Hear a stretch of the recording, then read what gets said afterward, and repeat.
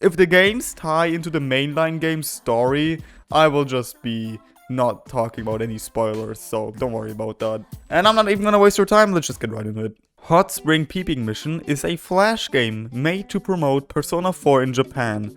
And in this game, you are tasked with trying to peep at Chie Satonaka while she's bathing in a hot spring.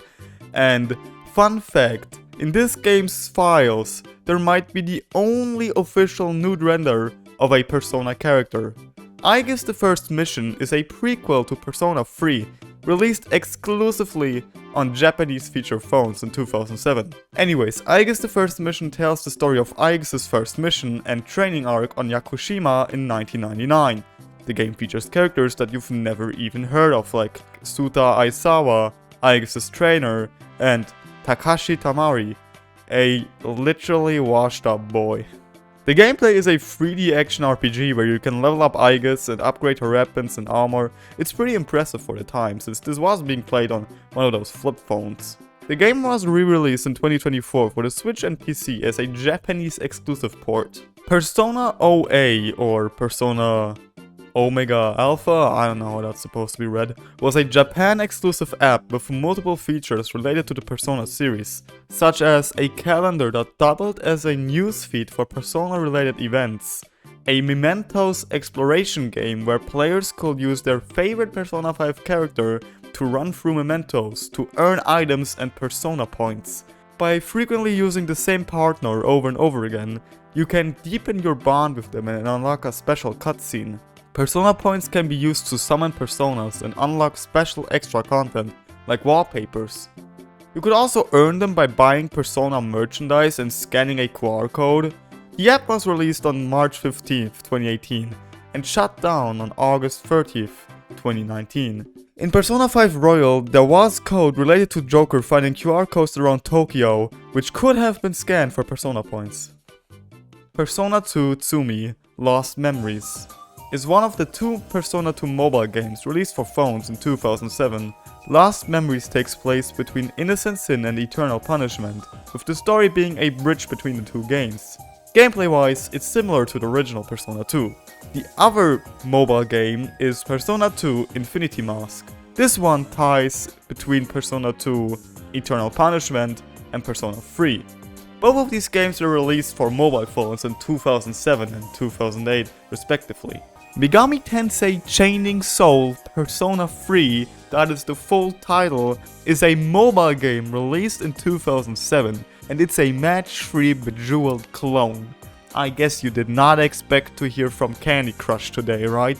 You chain orbs together to damage shadows. The bigger the chain, the bigger the damage. There's not a lot you can say about it, it's kinda like Puyo Puyo. Persona 3 Social is a mobile spin-off for Japanese social network phones, where you can bring your own OC to Gekukan High and battle shadows and do quests and cooperate with other players on the same social network. It's like Facebook, but for pedophiles. Megami Tensei Kicks Persona 3 is a mobile puzzle game spin-off of Persona 3, based on Kicks. Now what the hell is Kicks? Kicks is a 1981 puzzle game developed by Randy and Sandeep Pfeiffer. And I'm going to be honest with you, I've tried to understand what this is. I don't get it, sorry, my Sumer brain that's been rotted by Fortnite just doesn't understand what's happening.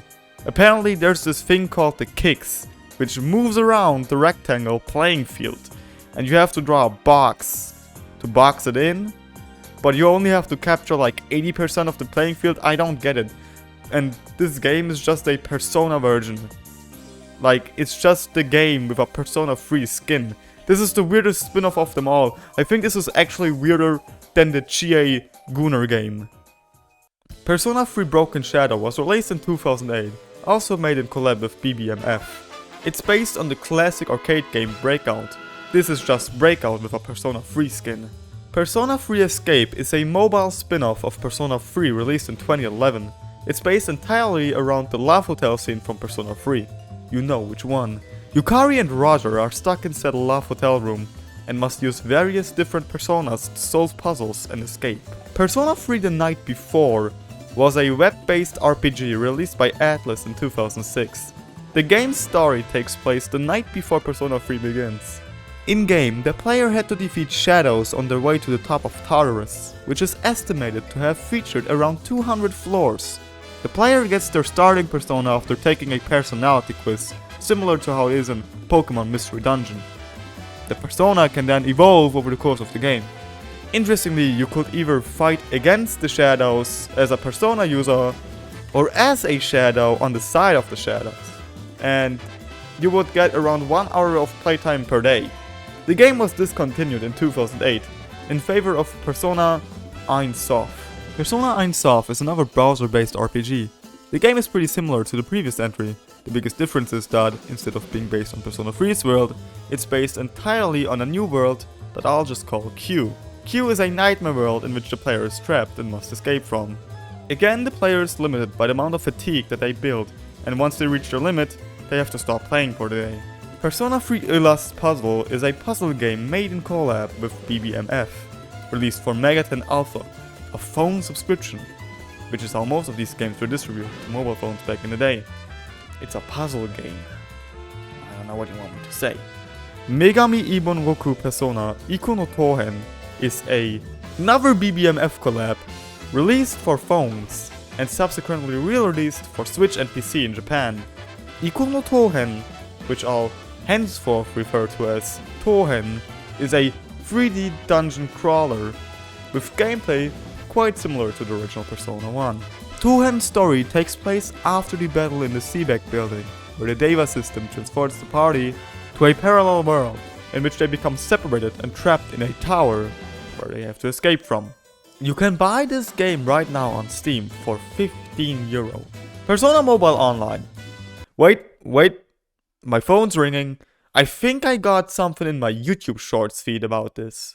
Persona Mobile Online was a MMORPG released by Atlus for Megaten A in 2009. It's an actual MMORPG with gameplay similar to Persona 3. In the game, you play as a student of the Yamori High School, which is infested with shadows, and the player takes on quests to get rid of them. Instead of social links, the game features an Arcana point system. The player can earn APs by teaming up with players of different Arcanas. These points can then be used in the Velvet Room to level up and unlock personas. You could also chat and trade with other players. This game truly was Club Penguin Persona Edition.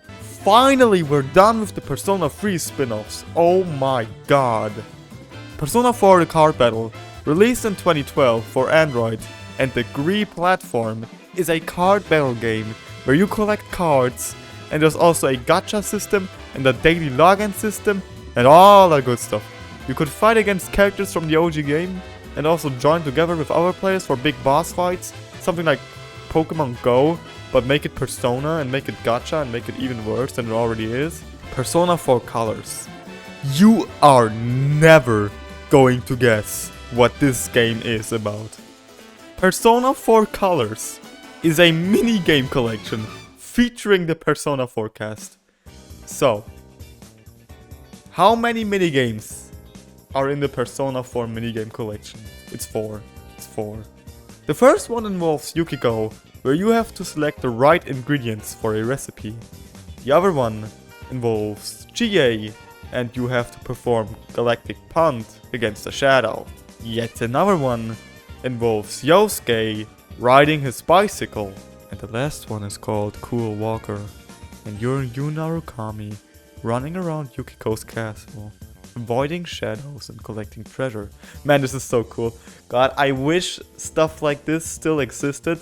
The 20s were such a magical time, because could you imagine a Persona 5 mobile? Oh yeah.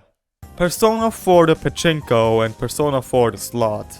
I think for our final entries, what can I even say? These are just Persona 4 themed slot machines, with P4 the Slot being the first one and P4 the Pachinko being the second one. You mean, I love gambling, sure, let's go gambling. And there you have it. Every last Persona game that I could find on the SMT wiki explained. Overall, I think that the ones that try to be actual video games are really interesting. And the Kicks one, mainly because I still have no idea what a Kicks is. But if you like this video, please like, subscribe, and comment about how much you love gambling and how bad your addiction has gotten due to Persona 4 the Slot.